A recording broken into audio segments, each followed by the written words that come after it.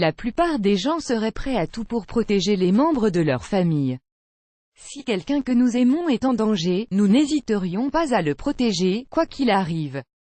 C'est exactement avec ce même état d'esprit qu'un homme de 64 ans a réagi pour protéger sa petite fille. Malheureusement, la personne dont il essayait de la protéger n'était autre que le père, la jeune fille et donc son propre fils. Les meurtres familiaux, une réalité toujours aussi présente en France. Dr Grivois, psychiatre aux urgences médico-judiciaires de l'Hôtel-Dieu à Paris, se demande justement s'il s'agit d'un effet d'une certaine focalisation médiatique ou s'il est question d'une aggravation de ce phénomène toujours aussi présent de nos jours.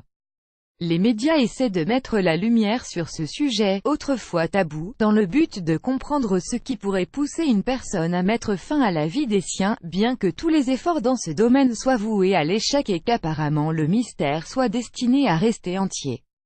Le nombre de meurtres familiaux en France est constant. La moitié des crimes sont commis sur l'entourage. On note une moyenne de 25 parricides par an, explique Michel Dubec, expert psychiatre auprès des tribunaux.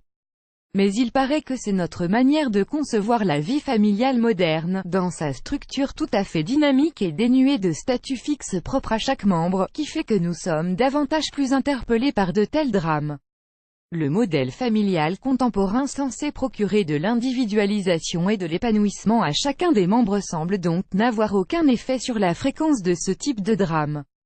Serait-ce donc signe de l'échec de cette restructuration sociale, avertit Saint-Jean Red Invented by TEADS en voulant protéger sa petite fille, il commet l'irréparable. Hubbard Jr. Hall a été arrêté juste après que la police ait été contactée à son domicile après des informations faisant état d'une fusillade.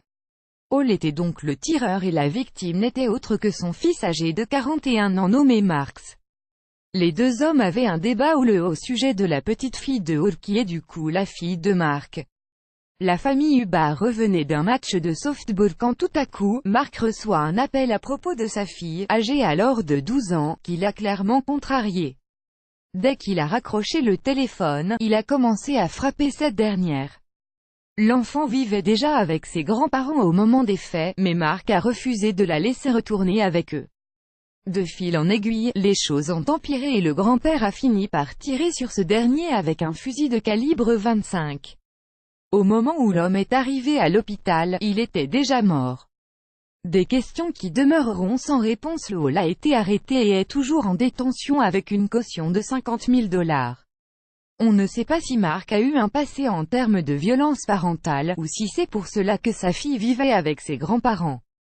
Cependant, il paraît que le père et la fille étaient en bons termes puisqu'il avait l'habitude de mettre des publications et des commentaires en rapport avec sa fille sur Facebook.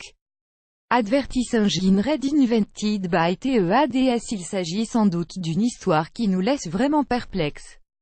Vous devez sans doute, en lisant ces lignes, être tiraillé entre la compassion envers l'instinct protecteur du grand-père et le fait d'être horrifié par le fait qu'il ait ôté la vie à son propre fils. Il reste néanmoins des questions dont nous n'avons pas de réponse jusqu'à présent, notamment concernant le comportement de Mark vis-à-vis de sa fille et la vraie raison pour laquelle cette fille habitait avec ses grands-parents au lieu d'être dans le foyer parental. Certes, nous devons toujours être prêts à protéger les nôtres, mais jusqu'où nos actes peuvent garder leur légitimité, plus grand que